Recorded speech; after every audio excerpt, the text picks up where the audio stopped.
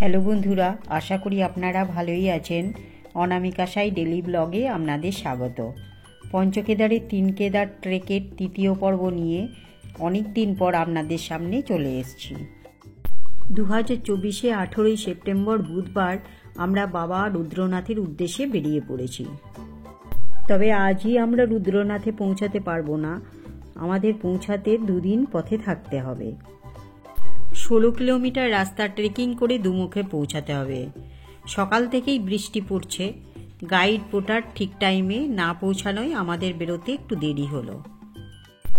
সকাল 8টা নাগাদ বেরিয়ে আমরা হাঁটতে হাঁটতে উর্গম ভ্যালি পৌঁছে গেছি। উর্বরিসির নামে উর্গম হয়েছে না, উর্গম ভ্যালি। গভীর জঙ্গলের মধ্য দিয়ে আমরা ট্রেক করে চলেছি। আমাদের গাইড পোর্টাররা এখানে রেস্ট নিচ্ছেন। এগুলো পড়ে রয়েছে, এগুলো সব রিঠা পাতা, এগুলো সব রিঠা গাছ।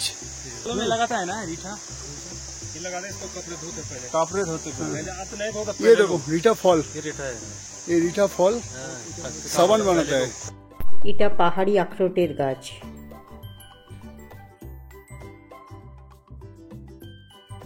এটা রিট্টি ভুগিয়াল। মনে হয় প্রচুর রিঠা গাছ থাকায় এরকম নাম হয়েছে। এই দিনের পুরো রাস্তাটাই ছিল চড়াই, কেবল উপরে উঠেই চলেছি। গভীর জঙ্গলের মধ্য দিয়ে কেবল আমরা 4 জন আর আমাদের 4 জন গাইড পোর্টার হেঁটে চলেছি। একটু ভয় করছিল আর প্রচণ্ড কষ্টও ছিল, কিন্তু এই সবের ঊর্ধ্বে ছিল আমাদের ভীষণ একটা ভালো লাগা। এই গভীর জঙ্গলে হাঁটার সময় আমরা 8 জন ছাড়া আর কাউকে দেখতে পাইনি। আমরা ঢালটাপে পৌঁছে গেছি। এরপর এতটা ঢালু রাস্তায় আসলাম, এরপরে এবারে নামবে চড়াই। এবারে ঢালু রাস্তায় নামবো। বিরাট চড়াই ক্রস করলাম। চড়াই মানে এটা ক্রস করা খুব কঠিন ব্যাপার। কটা বাজে এখন? 12টা।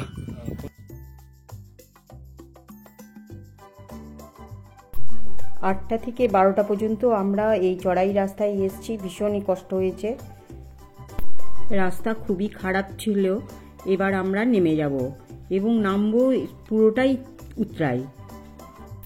আমরা ঠিক সময়ের মধ্যে খালটপে পৌঁছতে পেরে খুব খুশি হয়েছি। যে এটা পুরো রডোডেন্ড্রনের জঙ্গল, দুপাশে রডোডেন্ড্রন গাছ, তার মধ্যে দিয়ে আমরা সব যাচ্ছি।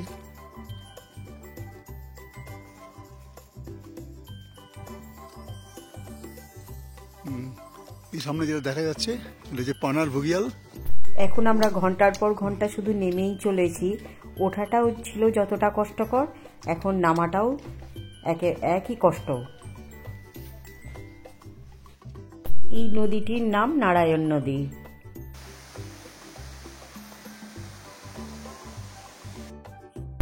আমরা সবাই প্রচণ্ড ক্লান্ত, ওই জন্য একটু রেস্ট নিয়ে নিচ্ছি। আমরা প্রায় কাছাকাছি চলে এসেছি। এখন আমাদের নিচে দেখতে পাচ্ছি কালগোট গ্রাম, আর অনেক দূরে দেখা যাচ্ছে আমাদের গন্তব্যস্থল দুমুখ। কিছুদিন আগেই প্রচুর বৃষ্টি হওয়ায় জলের ধারাটি খুবই ভয়ঙ্কর রূপ নিয়েছে। এই জলের ধারাটা আরো নিচে গিয়ে ওখানে যে নীল জামা পরে দুজন রয়েছে ওইখান দিয়ে ক্রস করব। ওখানে কিছু পাথর দেওয়া আছে, ওই পাথর দিয়েই খুব সাবধানে ক্রস করতে হবে।